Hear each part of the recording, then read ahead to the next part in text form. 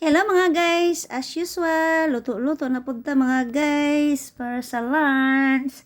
So ito na mga guys, nagluto ako ng chicken, fried chicken guys. Tapos may siya guys, may broccoli ba ang tawag nito guys. So diba guys?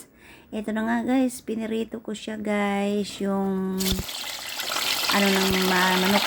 Anong tawag ito? Ito na guys, brown na guys. Pagkatapos guys, syempre, nag-isa ako ng gulay. Syempre, para may protein siya guys.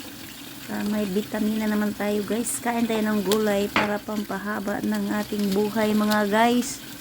Kaya kain tayo ng gulay. Bahala na guys, araw-araw. Di kumplito ang araw pag walang gulay. Meron talaga tayong gulay mga guys. Ginisa ko lang yan mga guys. Simpleng luto lang yan. Tapos nilagyan ko siya ng oyster sauce. O diba guys? So yummy. Yan lang guys. Thank you for watching.